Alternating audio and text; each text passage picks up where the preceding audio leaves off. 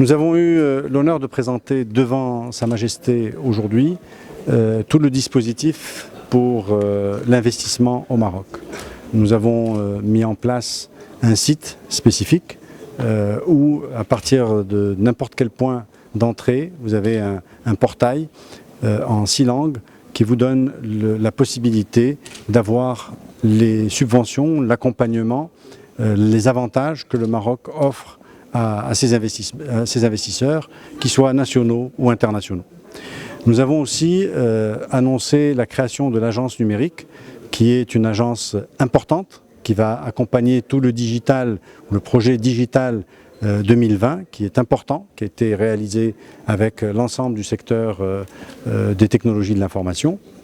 Nous avons aussi annoncé la fusion des 3 agences, qui sont l'AMDI, Maroc Export et l'OFEC, l'Office des foires, pour pouvoir donner une nouvelle dimension à la promotion de l'investissement et de l'export au Maroc. Nous avons aussi annoncé la restructuration du ministère avec la création de 2 grandes directions, la Direction générale de l'industrie et la Direction générale du commerce. Par ailleurs, nous avons aussi annoncé un certain nombre de mesures phares, 5 mesures, qui vont métamorphoser l'intérêt des investisseurs, en particulier dans le secteur industriel. Pour les 5 prochaines années, les industries qui créent une industrie dans tous les domaines verra son impôt à 0 pendant 5 ans. Donc pendant 5 ans, pas d'impôt pour les nouvelles industries.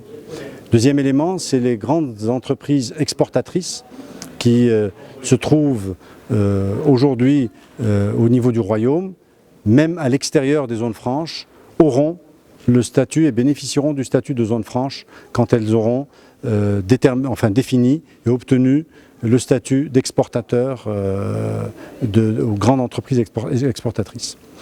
Troisième mesure phare, c'est que l'exportateur indirect, qui jusqu'à présent n'était pas considéré comme exportateur et ne bénéficiait pas des avantages d'exportateur, désormais sera considéré comme exportateur et bénéficiera de tous les avantages. Quatrième mesure importante, c'est les régions. La différenciation par rapport aux régions sera permise et possible aujourd'hui pour que la fiscalité puisse pousser la création d'emplois dans les différentes zones du Royaume et en particulier celles les moins favorisées. Alors nous avons parlé de l'IS, nous avons parlé de la zone franche pour les grandes entreprises, nous avons parlé de l'exportateur indirect.